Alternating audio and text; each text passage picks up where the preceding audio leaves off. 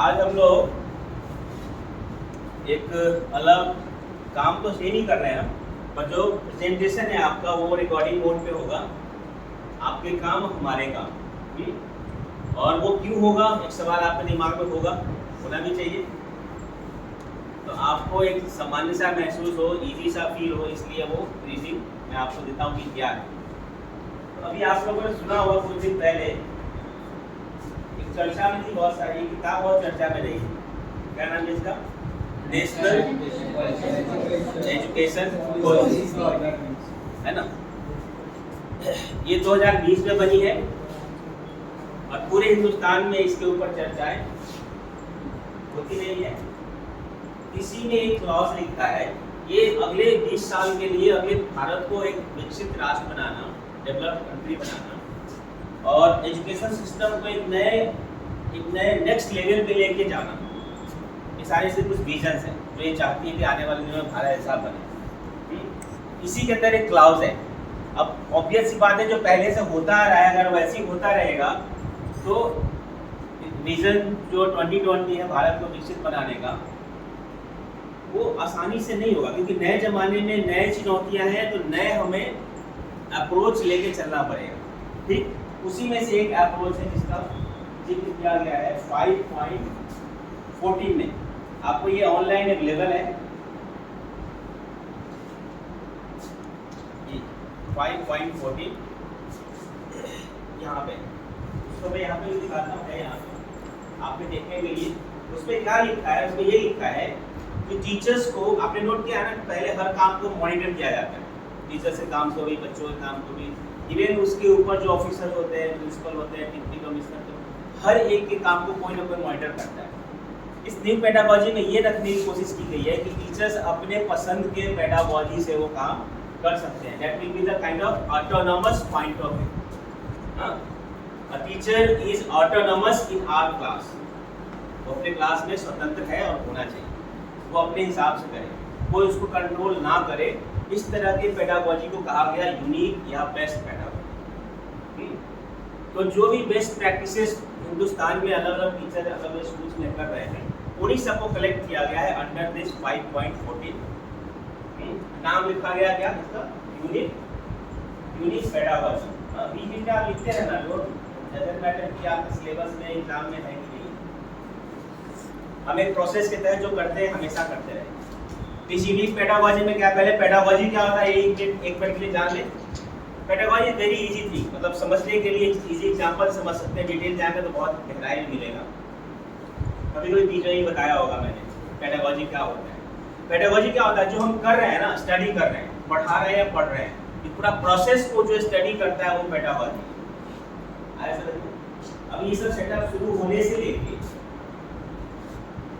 और लास्ट तक मेरे बोलने के स्टाइल, मेरे लैंग्वेज, मेरे कपड़े, मेरे जूते, मेरे स्टाइल, मेरे द्वारा यूज किए जाने वाले एग्जाम्पल्स, सब कुछ सोच समझ के इस्तेमाल किया जाता है, जो आपको कई बार अंदाजा नहीं होता है। That is the pedagogy. जैसे मान लीजिए सिंपल सा एग्जाम्पल है कि मैं आपको एक कुछ बताने की कोशिश कर रहा हूँ, तो मैं एग्जाम्पल कहाँ से उठाता हूँ? क्या वो गरीब घर से उठाता हूँ, मिडिल क्लास से उठाता हूँ, अपर मिडिल क्लास से, या बहुत अमीर घर के फैमिली से वो एग्जाम्पल लिखा? ये किस पे डिपेंड करेगा? टीचर से खुद के पेडागॉजी के लिए, राइट। जैसे फिजिक्स में सिंपल एग्जाम्पल होता है कि अगर हमें वेलोसिटी बताना है ना, वेलोसिटी स्पीड होती है ना, गाड़ी चलाते हैं, बाइक चलाते हैं, तो मैं एग्जाम्पल क्या दे सकता हूँ आपको कि ये कार जा रही थी, उसके माध्यम से आपको वेलोसिटी बता सकते हैं।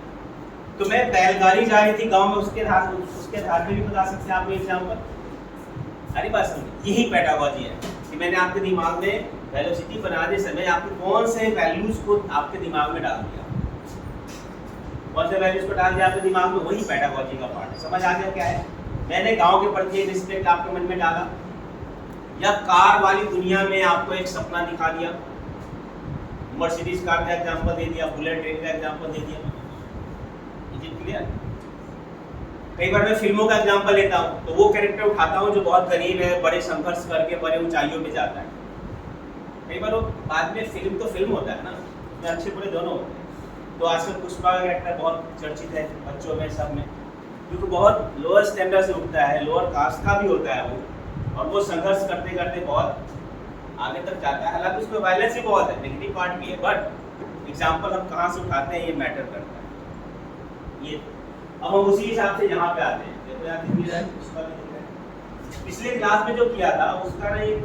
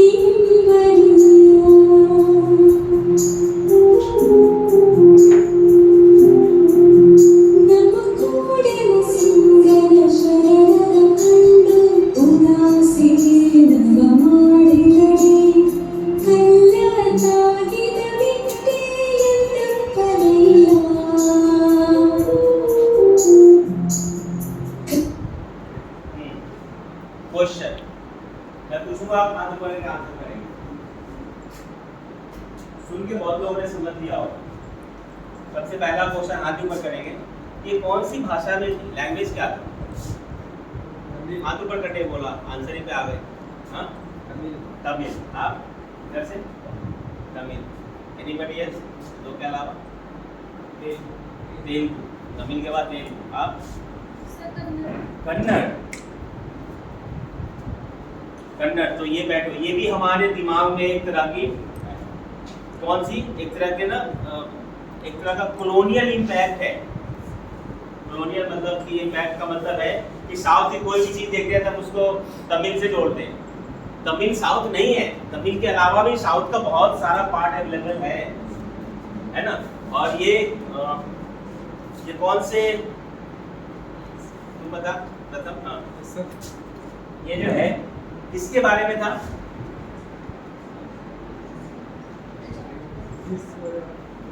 तुम बता।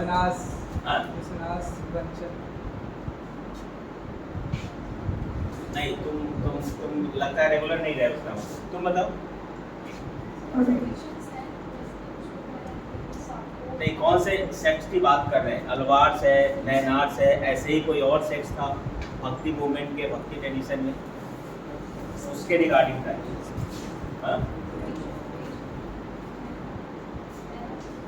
अलवार्स, नैनार्स। हम हाथ ऊपर करोगे इसका आंसर करेगा। हाँ, वीर शैव आंदोलन में, तो वीर शैव ट्रेडिशन था, उसका लीडर था कौन? वसन्ना, है ना। 12th सेंचुरी में कहाँ था वो? कर्नाटका में। और वहाँ की लैंग्वेज क्या है? कन्नड़। और ये सेम टेक्स्ट जो सेम यहाँ पे हम पढ़ रहे हैं, क्या हमारे टेक्स्ट बुक में है? जो अभी यहाँ पे हमने देखा था, सब सॉन्ग जब गा रहे थे, उनके भाव, उनका चेहरे पे जो असर था वो कितना अलग था। वो सेम चीज हमारे बुक में कौन से सेक्स, कौन से पेज नंबर पे और कौन से सोर्स पे है, हाथ पकड़ के बताना।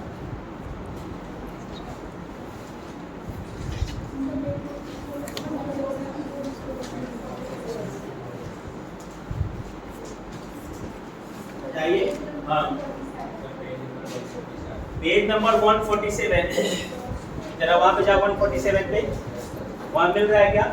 Rituals and the real world मिला? क्या कह रहा है यहाँ पे? बड़ी ना चौंकाने वाली बातें कह रहा है। क्या कि अगर सांप शिव के ऊपर पत्थर का होता है, हम क्या करते हैं? उसको पूजा करते हैं, जबरदस्ती कुछ खिलाते हैं। नहीं खा सकता है वो भगवान के नाम पे, उसके मुंह में ठूसते हैं मंदिर में जा जाके। भगवान के, आप किसी मंदिर में जाना, भगवान जो होते हैं उसके मुंह में बहुत सारे लड्डू, ऐसे बढ़िया बढ़िया चीजें उसके मुंह में ठूसे हुए दिखाई देंगे।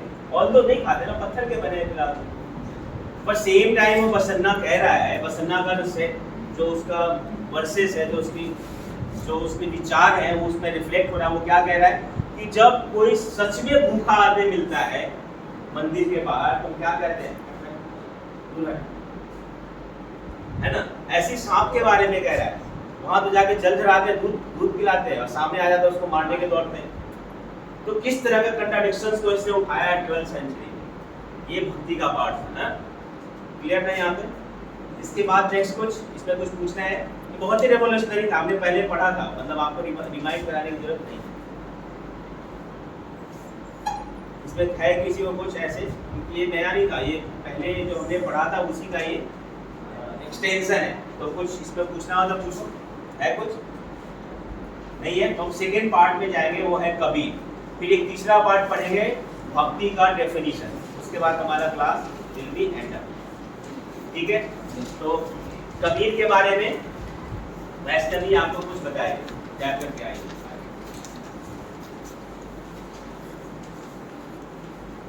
आप भी क्वेश्चन पूछ सकते हैं।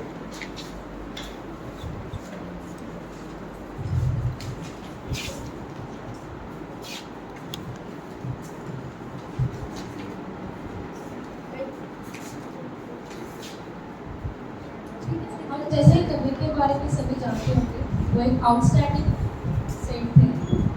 जो कबीर है वो एक निर्गुणा पोएट थे, मतलब वो निर्गुण से बिलोंग करते, वो प्रचार प्रसार निर्गुण की तरह चला था। जो कबीर का टाइम पीरियड है 14th सेंचुरी का है, जब बहुत ज़्यादा राइट्स थे रिलीजियस में, और वो उनकी जो हमारी हैगियोग्राफीज और जो उन्होंने वर्सेस कंप्लाइट किए थे, उनसे हमारे उनके बारे में इंट्रोस्पेक्ट किया हिस्टोरियंस ने। और हमें बहुत सारे जो वर्सेस हैं कबीर के वो मिलते हैं, जैसे कबीर विजन जो कबीर पंथ द्वारा प्रिजर्व करे गए, और कबीर ग्रंथावली जो दादू पंथ के जो सेक्ट थे उनके द्वारा संभाले गए। और आदि ग्रंथ साहिब जो आदि ग्रंथ साहिब है वो हमारे पांचवें गुरु अर्जुन देव के द्वारा कंप्लाइट करी गई है, जो पांचों गुरुओं की आइडियोलॉजीज और प्लस जो कबीर की आइडियोलॉजीज को मिक्स करके वो कंप्लाइट करी गई है। और जो काफ़ी हैगियोग्राफीज जो वैष्णव ट्रेडिशंस के थे, उन्होंने उनकी जो कंप्लाइट उन्होंने उनके ट्रेडिशन को सजेस्ट किया है कि जो कबीर है वो एक मुस्लिम फैमिली में बॉर्न हुए थे, लेकिन उनका पालन पोषण एक वीवर्स जो इस्लामिक वीवर्स के फैमिली में किया गया था, जो कि जिनको जुलाहा भी कह सकते हैं। और उन्हें ये बताया गया है कि उन्होंने ये भी सजेस्ट किया है कि काफ़ी जो ये पक्का नहीं है, कंफर्म नहीं है, लेकिन जो कबीर के जो गुरु हैं वो गुरु रामानंद है, लेकिन ये कंफर्म नहीं है। अभी इस पर भी बहुत सारे क्वेश्चंस उठ रहे हैं।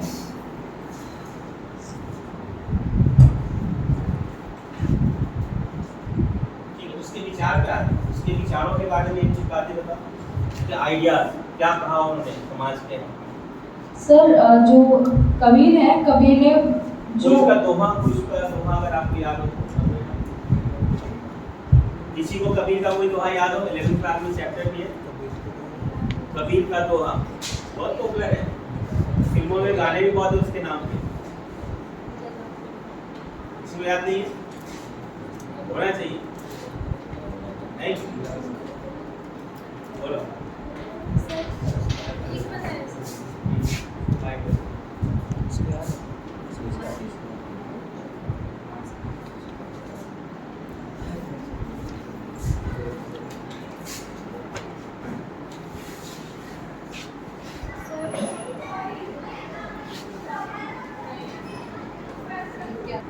कबीर जी का ये दोहा है जो बहुत ही ज़्यादा प्रेरित करता है कि माटी गई कुम्हार से तो क्यों रोंगी रोंगी, एक दिन ऐसा आएगा जिस दिन मैं रोंगी रोंगी। ठीक है, अब माटी बहुत पॉपुलर है, बहुत सुनने को मिलता रहता है, माटी कहे कुम्हार से, है ना। इसमें कुछ जीवन का रहस्य छुपे हुए होंगे ऐसे ऐसे बातों में। तो कबीर की बातों में जनरली क्या मिलेगा, या तो कुछ मैसेज छुपा होगा या फिर क्रिटिसिज्म छुपा होगा, आलोचना। किसका? हिंदू समाज का और मुस्लिम समाज का। उन दोनों में किनका? सबका नहीं, one who are from the orthodox idea. Orthodox जो हर रिलीजन में होते हैं, उनके विचार उस धर्म में बड़े ही ना ट्रेडिशनल होते हैं, जड़ होते हैं, कस के पकड़ के बैठ जाते हैं, रूढ़िवादी होते हैं, परंपरावादी होते हैं, they all are the orthodox, they are not ready to change. और कोई नई बातें आई तो बड़े मुश्किल से उसको बदलने की कोशिश करते। तो कबीर ने इसी कारण से हमारे देश में, समाज में अलग अलग धर्मों के बीच में झगड़ा ज़्यादा है, क्योंकि ये ऑर्थोडॉक्स के कारण झगड़ा है। वास्तव में किसी रिलीजन में और उनके लोगों में आपस में कोई झगड़ा नहीं है, और वो लगाते रहते हैं। कौन? ऑर्थोडॉक्स। एक जमाने में मूर्ति को पूजा करने की बुराई सबने की, राजा राम मोहन राय ने की, ईश्वरचंद्र विद्यासागर ने की, और सब लोगों ने भी की, किसी ने बुरा नहीं बोला। लेकिन आज के डेट में अगर वो बुराई कोई और धर्म का लोग कर दे, अभी कुछ दिन पहले हुआ था, सारे उसके खिलाफ, सारे हिंदू उसके खिलाफ भड़क जाते। भड़कने वाले कौन होते हैं? ऑर्थोडॉक्स होते हैं। ऐसी मुसलमानों का भी हाल है, ऐसे हिंदू का भी हाल है। हर रिलीजन में ऐसी मिलता है। कहाँ पे? जहाँ ऑर्थोडॉक्स ग्रुप जो है ना, वो बहुत ज़्यादा नेगेटिवली रिएक्ट करते हैं। कबीर ऐसे लोगों से टकरा रहा था किस जमाने में, किस समय में? 15th 16th सेंचुरी के आसपास में कबीर ऐसे लोगों से टकरा रहा था। और उसने जब देखा कि कबीर के बारे में एक और था, बड़ी बात है। कौन सी बात है? कि वो बहुत ही कम शब्दों के ज्ञानी थे, धनी थे। कम शब्दों का मतलब वो उनके पास वोकैबुलरी बहुत नहीं है, बहुत ज्ञानी आदमी नहीं है कि बहुत सारे शब्द मिल जाएंगे, बहुत कम शब्द जानते थे, कम शब्दों में सारी बातें करते। जैसे राम रस पियो, राम रस पीने का मतलब एक स्पिरिचुअल आइडिया है, पीने की बात कह रहा है वो। राम रस पियो मतलब भगवान राम को जानने की कोशिश नहीं करना है। भगवान राम में जो भक्ति का भावना है उसको बस कहने का मतलब, अगर आपको प्यास लगा है, प्यास लगी है, तो क्या करेंगे आप? पानी का जानकारी ढूंढेंगे क्या? H2O का जो उसका होता है स्ट्रक्चर, उसको पता करेंगे? नहीं। अगर प्यास लगी है तो आप सीधा सीधा पानी ढूंढेंगे, पानी पिएंगे। पानी के बारे में कोई जानकारी नहीं, बस वो पानी को हम पिएंगे। ये हमारा व्यवहारिक लाइफ। ये कह रहे हैं वो कौन? कबीर। राम रस, जो राम का रस है उसको पी लो, जानने वाले चक्कर में नहीं पड़े। ठीक है। कबीर और क्या क्या था उसके बारे में एक पॉइंट बताऊंगा, फिर यहाँ पे आएंगे हमारे प्रिय प्रधानमंत्री जी का कहीं पे वो था, आपको सुनने को मिलेगा। ये नोट कर लिया आपने?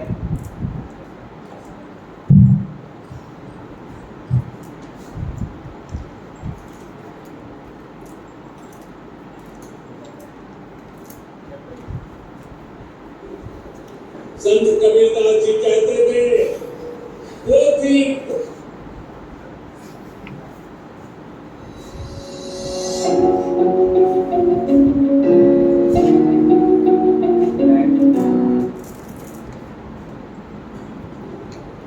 संत कबीरदास जी कहते थे, पोथी पढ़ी पढ़ी जगमुआ, पंडित भयानक कोई, गाय अखर प्रेम का पढ़े सो पंडित हो। साथियों, कबीर ने सारी जिंदगी उसूलों पर ध्यान दिया, दुनिया के उसूलों पर नहीं, अपने बनाए और सही समझे उसूलों पर। मगर आने के पीछे भी तो यही तो वजह थी। संत कबीरदास जी ने तब के बादशाह को चुनौती दी थी, और कबीरदास की चुनौती थी, डर की बात कहो दरवेशा, डर की बात कहो दरवेशा, बादशाह है कौन भैसा। कबीर ने कहा था, आदर्श शासक वही है जो जनता की पीड़ा को समझता हो और उसे दूर करने का प्रयास करता है। कबीर जी ने बिना किसी राज लिहाज के रूढ़ियों पर सीधा प्रहार किया। मनुष्य के बीच भेद करने वाली हर व्यवस्था को चुनौती दी थी। कबीर श्रमयोगी थे, कर्मयोगी थे। कबीर ने कहा था, काल करे सो आज कर। कबीर काम में विश्वास रखते थे, अपने राम में विश्वास रखते थे। मानवता की रक्षा, विश्व बंधुत्व परस्पर प्रेम के लिए कबीर की वाणी एक बहुत बड़ा सरल समझ आया कुछ? ये लेवल है 5 मिनट का है, सारा मैसेज और कबीर का है। अगर प्रधानमंत्री कहीं बोल रहे हैं, जिसको पूरे हिंदू 130 करोड़ निवासी के लिए होता है, वो बहुत जिम्मेवारी की बात होती है ना, कुछ कहा जाए तो बहुत अच्छे स्टडी के साथ वो चीजें निकल के आती है। कोई भी प्रधानमंत्री हो, जब उनके मुंह से कोई बात निकलती है तो उसको एक बहुत ही सिस्टमैटिक तरीके से वो शब्द निकलते हैं। स्टडी होता है क्या बोलना है, क्या नहीं बोलना है, क्या कमी है, क्या गलत है, क्या सही है। तो जो यहाँ आपको मिलेगा सब कुछ बेस्ट पार्ट मिलेगा। मैं इसमें एक बात जोड़ता हूँ कि कबीर की विचार तो सुन लिया, विश्व बंधुत्व का था, भाईचारे का था, और खासकर हिंदू और मुसलमान के विचारों का। मोदी जी ने बोला था, अभी जो इसमें सुना था क्या था, उन्होंने अटैक किया किसके ऊपर? राजा के ऊपर, कबीर ने अपनी बातों से। और राजा ही होते हैं जो लड़ाई लगाने का दो धर्मों के बीच में इन्वॉल्व हो जाते हैं अपने फायदे के लिए। डिवाइड एंड रूल चलता रहता है। कबीर का क्या स्टाइल था, उनको पता था कि मैं ऐसे जड़ समाज में पैदा हुआ हूँ जहाँ किसी के पास समझ नहीं है, सुनने को बुद्धि नहीं है, उसके दिमाग तक बात कैसे पहुंचे, है ना। तो उन्होंने इजाद किया था। हिंदी का एक बहुत ही फेमस है कि अगर आप किसी बात को सीधी जुबान में ना सुनाए तो कहते हैं उंगली टेढ़ी करनी पड़ती है कि ना निकले, करनी पड़ती है। इन्होंने उंगली अपनी जुबान टेढ़ी करके बोली, लोगों के दिमाग में घुसे, बुरा लगे, चोट लगे, और वही हुआ। और वो तब कहते हैं कि पढ़ी पढ़ी पोथी पढ़ी पढ़ी क्या हुआ, जग मुआ, पंडित भया न कोई। ये सीधी बात नहीं है, उल्टी बात है। अरे कहाँ पंडित बने फिर रहे हो तुम?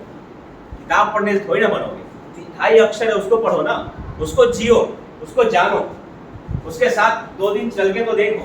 आगे पूरा सूफी और भक्ति आंदोलन उसी शब्द पे टिका हुआ है। वो शब्द क्या है? क्या शब्द है वो?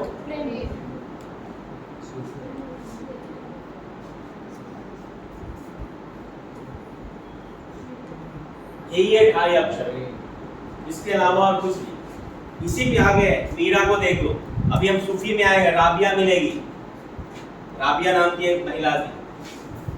अपने जमाने के लोग धुरंधर लोग थे, जिन्होंने समाज को उस जमाने में तो बदला और आज भी हमें कम ताकत और प्रेरणा नहीं देते अगर हमारे अंदर कुछ अच्छा करने की भावना आए। तो इन्होंने व्यंग की भाषा, उल्टी बानी शुरू की। व्यंग की भाषा का असर लोगों पे गहरा होता है।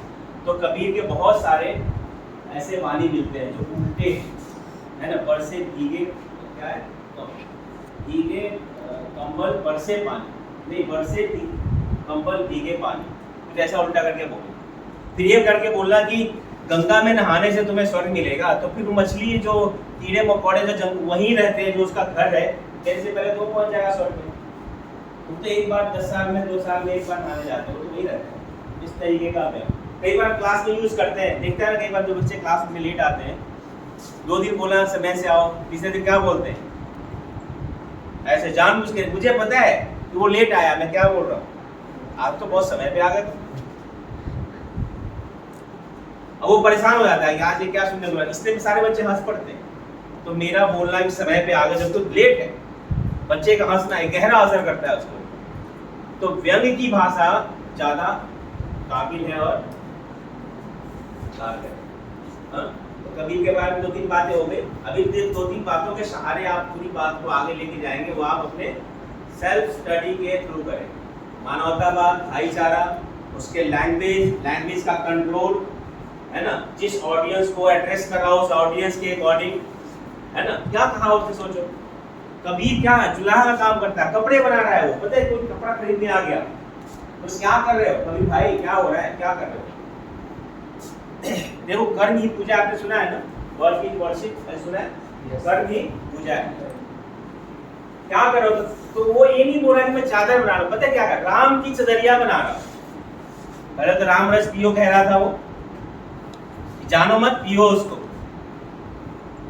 और अब क्या कह रहा है, राम की चदरिया बना रहा हूँ। क्या कर रहा है वो, असल में तो चादर बना रहा है धागा से, और उसको कितना बड़ा ओहदा दे दिया। कि मैं ईश्वर की सेवा में लगा हूं। काम कर रहा है लेकिन उसको कहां जोड़ दिया? ईश्वर। अगर मैं यहाँ पढ़ा रहा हूं, अगर मैं ये सोच के पढ़ाऊं कि मैं पढ़ा रहा हूँ, सिलेबस है, एग्जामिनेशन है, तो मैं वो छोटा काम कर रहा हूँ। पर अगर मैं ये सोच के करूँ कि मैं तो इंसानियत की सेवा कर रहा हूँ, तो मेरी ना तो एनर्जी की कमी होगी, है ना मेरे पास टाइम फ्रेम की प्रॉब्लम होगी, ना मेरे अंदर कोई लोभ आएगा, ना कोई मोह आएगा। मैं एक बहुत अच्छे काम से बिना थके हारे करता रहूंगा। अगर मेरे मन में ये भावना है कि मैं पढ़ाते हुए इन बच्चों की सेवा कर रहा हूँ, इंसानियत को सेवा कर रहा हूँ, इंसानियत को आगे लेके जा रहा हूँ, है ना। तो कबीर का ये आंसर। फिर किसी ने बोला दे दो भाई, ठंड लग रही है, 2-4 रुपए क्या कीमत है बोलो? बोला जो कीमत है दे दो। कबीर ने दे दिया उसको। पर क्या कह रहा है वो कबीर? कि राम के लिए बनाया था, राम की चदरिया, प्यार से रखना है। जाते जाते उस खरीदने वाले बंदे के मन में भी प्रेम का संदेश भेज गया कि राम की चदरिया है, राम के लिए बनाया है ना। मैसेज दे गया कि तुम ही राम हो, जो मैं काम कर रहा था वही पूजा है। इस सारे प्रकरण में एक ही चीज घूम रही है, वो क्या है? उसके अलावा अगर इस बड़े और ये बड़े सौंदर्य के साथ, इस बड़े प्यार के साथ इस चीज को हम आगे कंटिन्यू कर सकते। 2 पार्ट हो गया, वीर साहब, देन कबीर। आपके पास कुछ और है याद आया हो जोड़ने का? आपके तरफ से कोई डाउट होना चाहिए? बड़े सवाल है, बड़े क्वेश्चन, बड़ी बात है। 1 मिनट का पॉज देता हूँ, सोचो, विचार करो। इवन आपस में एक दूसरे से पूछ सकते हैं, बात कर सकते हैं, है ना। इस मुद्दे के ऊपर कोई एग्जांपल ढूंढा हो, कहीं देखा हो?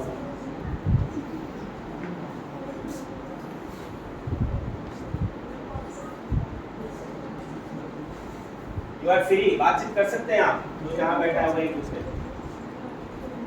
तो सवाल मैं आपसे पूछ रहा हूँ, उसे पूछिए।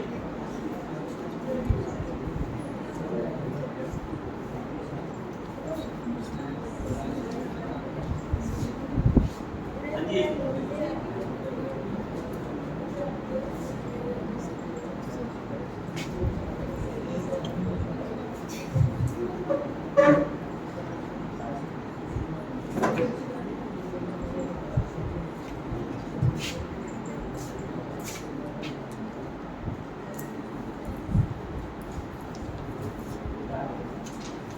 कुछ नहीं है?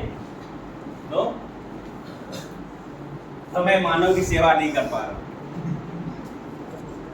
अगर मैं इतने सारे 40-50 बच्चों के दिमाग के साथ मतलब वार्तालाप कर रहा हूँ, डायलॉग कर रहा हूँ, उनके पास इस यंग माइंड के पास क्वेश्चन नहीं है, सवाल नहीं है, तो कोई बात नहीं, आगे बढ़े थे। तो कबीर के ऊपर अब तो जाके तो थोड़ा रिसर्च करना, हो सकता है पहली बार दिमाग में बात आई हो ये सब, तो हमारे पास अभी उसके ऊपर काम, आपको भी काम करने के लिए मिल गया, कबीर को मिल गया तो कपड़ा बुनने के लिए धागे तकली, अब आपके पास भी कुछ मिल गया है। अगला 2-4 दिन उसके ऊपर खर्च करो, प्रोजेक्ट, इस पे प्रोजेक्ट बना सकते हैं और दूसरे काम भी कर सकते हैं, ग्रुप में कर सकते हैं। कबीर पंथी जो आज लोग हैं उनमें से 2-4-5 लोगों से आप बात कर सकते हैं, बात करके सर्वे करके लाइए, 2-4 क्वेश्चन पूछ के लाइए, इवन उनके विचार ही सुन के आइए कि क्या देखते हैं, कैसे हिंदू समाज को देखते हैं, कैसे खुद को देखते हैं, वो हिंदू है कि मुसलमान है, क्योंकि मुसलमान कहते हैं कबीर मुसलमान है, हिंदू कहते हैं कि वो हिंदू है। तो दोनों से जरा मिलकर तो देखो, क्या पता कुछ आपको समझ आए कि क्या है वो एक्चुअल में। डन? तो now come to the next part, that is the क्या है वो? सूफी, है ना। सूफी से तो बात कुछ याद आती होगी आपको। क्या होता है सूफी? कितने लोग जानते हैं सूफी को? एक बार कैमरा घुमा के जरा बच्चों का हाथ देखते हैं। हाँ,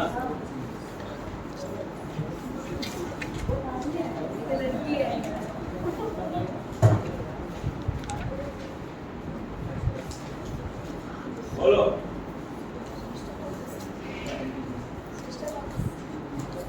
इसने हाथ ऊपर किया, जाओ। जो सूफी को जानते हो, नहीं जानते, इसको तो जानते ही होंगे। तेरे दरबार में दिल थाम के वो आता है,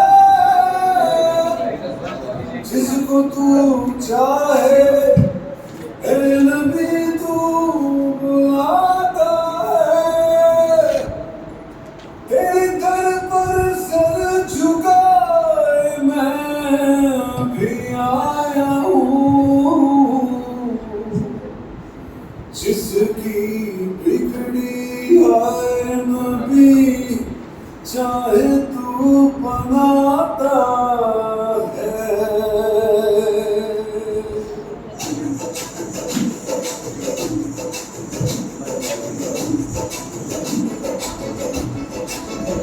अर्ज़ थोड़ी मेरी या मोहम्मद, रोज़ करना न चाहूँगा जानी।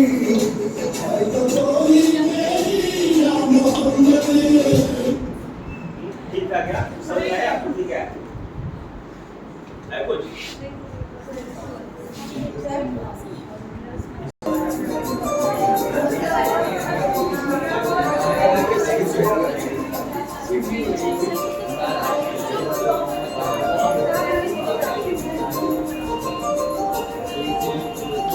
ये तो अच्छे से समझ आना चाहिए।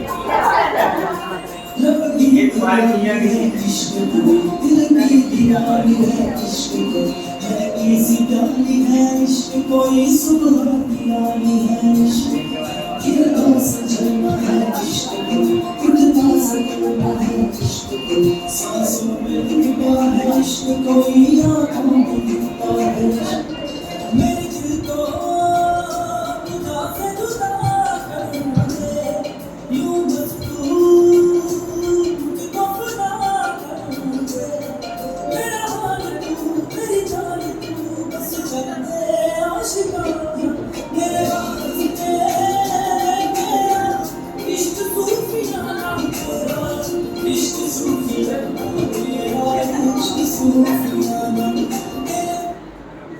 समझ आ गया है ना? पर चेहरे पे भी खुशी कहाँ से आ गई?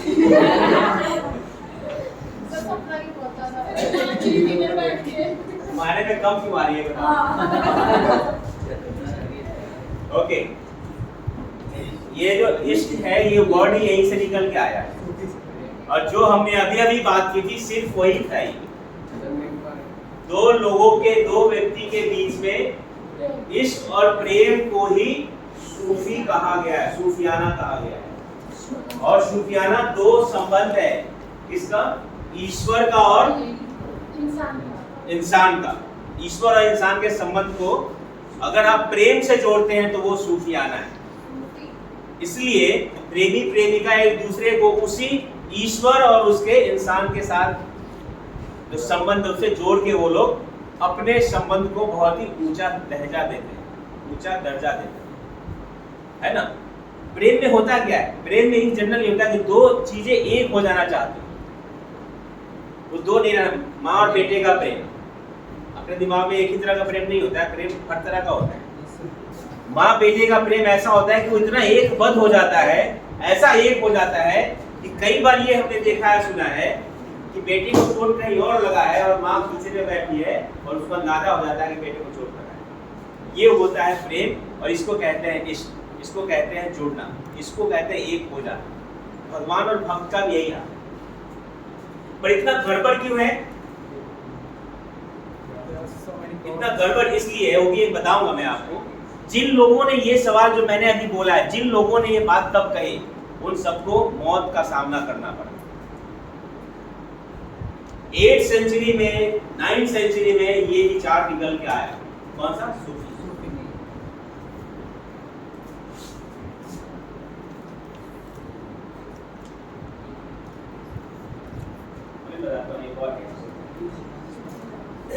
क्या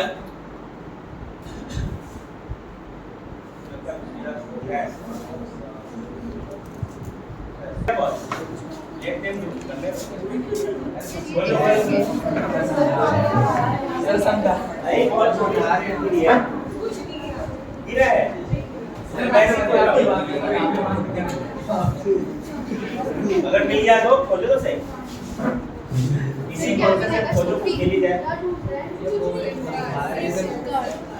आप एक प्रथम को खोले तो पहले ही बना क्या बोल सकते? एक सिम कार्ड खोया मेरे पॉकेट से, पहले खाए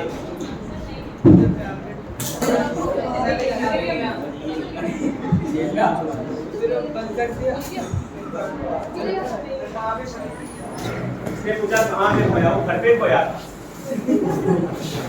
वो सिम कार्ड घर पे खोया। What may be the next question? यहाँ की ढूंढ रहे सही बोला, खड़े हो। इसने पूछा खोया कहाँ, मैंने बोला घर पे। और आपने क्या पूछा? फिर यहाँ पे खोज रहे। कन्वर्सेशन समझ में आया क्या हुआ? ये कन्वर्सेशन मेरा नहीं है और इसमें मैसेज बहुत शानदार छुपा हुआ है। ये आपको, ये मैंने कुछ नहीं बोला, ये कन्वर्सेशन इसका है। राबिया 8th सेंचुरी में इसकी मृत्यु हुई, मार दिए गए।